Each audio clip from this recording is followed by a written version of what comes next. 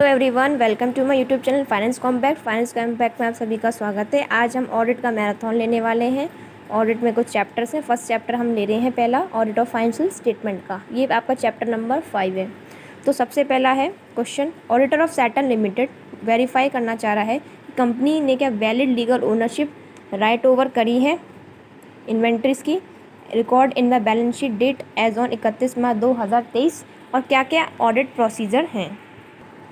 क्या क्या audit procedure है। Should be the statutory auditor of the company perform.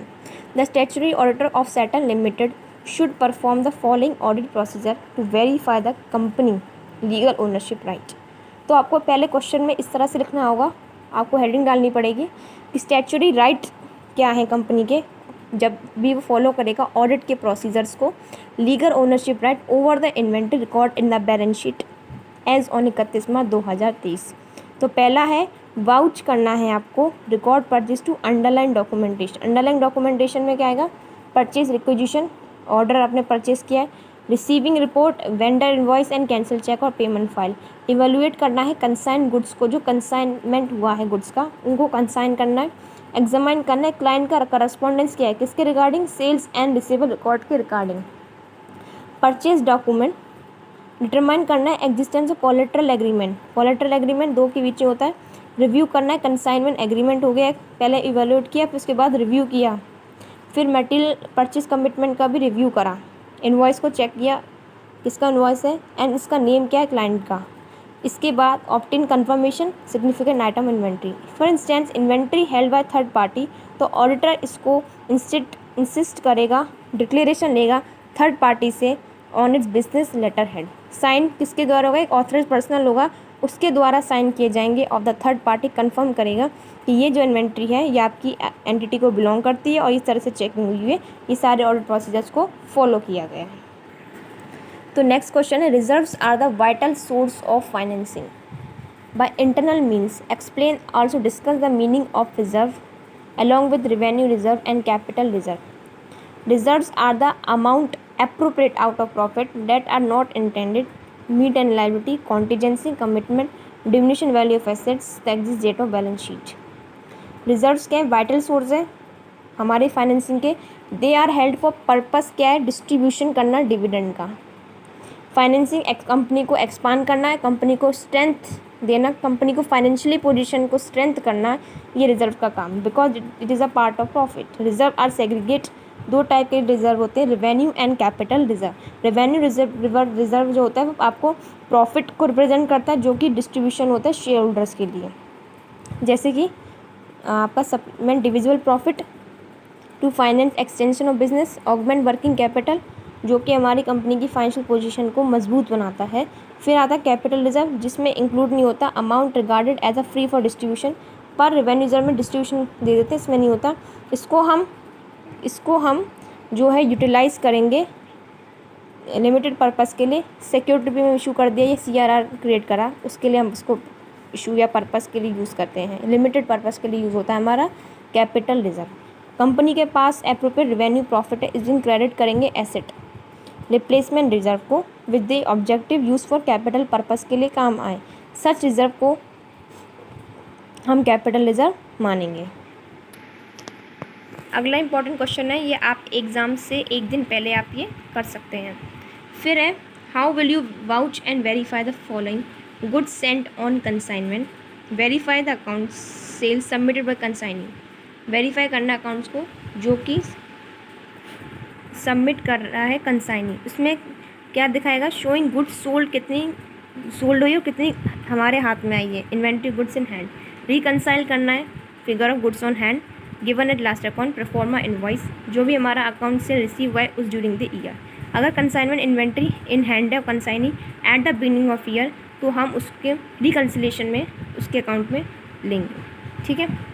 Confirmation लेंगे कंसाइनी से, जब भी हमने गुड्स को कंसाइनमेंट पे लिया है, वेरीफाई करेंगे एग्रीमेंट किसके बीच में, कंसाइनर और कंसाइनी के बीच में। वो कमीशन चेक करेगा, कुछ अदर एक्सपेंसेस जो चेक करेगा, एक्सपेंसेस आपके डेबिट होंगे कंसाइनमेंट अकाउंट में एंड क्रेडिट करेंगे कंसाइनी के अकाउंट को। तो ये मस्ट भी चेक होना चाहिए। क्वांटिटी ऑफ गुड्स कितनी है, कितनी value cost plus cost plus apportionate non recurring expenses में क्या आएगा, कुछ एक्स्ट्रा खर्चे आ जाते हैं, फ्रेट का खर्चा, डॉक ड्यूज़ का खर्चा, कस्टम ड्यूज़ का खर्चा, इन सारी चीज़ें आ जाती हैं। इसको हम NRV पे लेते हैं, विच एवर इज़ लोअर। अपने अकाउंटिंग AS2 पढ़ा होगा, अकाउंटिंग स्टैंडर्ड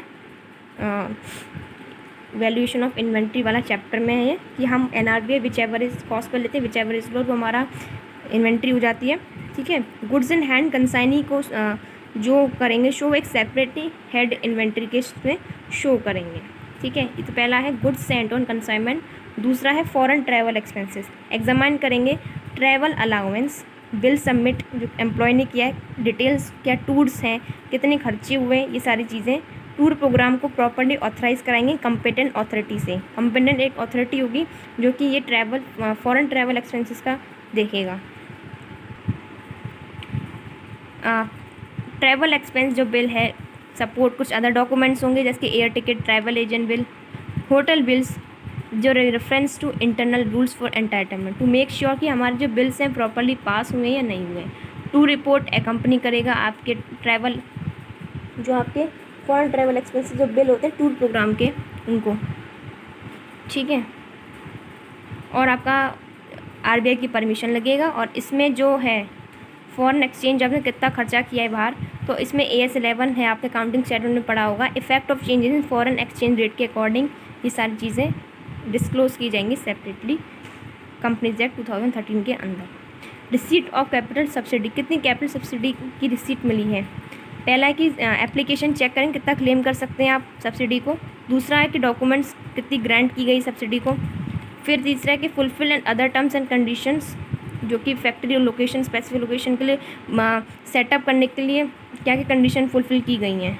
फिर 11 एंट्रीज चेक करेंगे रिसीप्ट की, और इसमें भी AS12 गवर्नमेंट ग्रांट का आपको लगने वाला है inventory. Provision of income tax, last है डीप प्रोविज़न बनाएंगे इनकम टैक्स का। कंप्यूटेशन करेंगे income and income tax prepare जो एंटिटी प्रिपेयर करती है। वेरीफाई करेंगे इनकम टैक्स के रूल्स के अकॉर्डिंग है या नहीं। रिव्यू करेंगे एडजस्टमेंट का, एक्सपेंसेस का, डिसअलाउड एंड स्पेशल रिबेट का। और रिलेवेंट रिकॉर्ड डॉक्यूमेंट्स जो कि हमारे जो कोई पर्टेन करते हैं एडवांस टैक्स को, सेल्फ असेसमेंट को और अदर डिमांड को। और हम ये जानेंगे कि जो हमने टैक्स पे किया क्या वो लेटेस्ट एप्लीकेबल रेट से है या नहीं। जो फाइनेंस एक्ट हमारा जो भी चल रहा है क्या उससे एप्लीकेबल रेट्स से है नहीं, कितनी इनकम पे हमें कितना टैक्स देना है, वो सारी चीज़ हम चेक करेंगे। ओवरऑल प्रोविज़न क्या, डेट ऑफ बैलेंस शीट का, एग्रीगेट कितना है, एडवांस टैक्स पेमेंट का, असेसमेंट ऑर्डर का। और इसमें अकाउंटिंग स्टैंडर्ड लगेगा AS22 अकाउंटिंग फॉर टैक्सेस, इसको भी हम एक प्रॉपरली डिस्क्लोज करेंगे अपनी बैलेंस शीट में। ठीक है, तो ये आज का ये आपके तीन क्वेश्चन है, ये वेरी इंपॉर्टेंट थे। Thanks for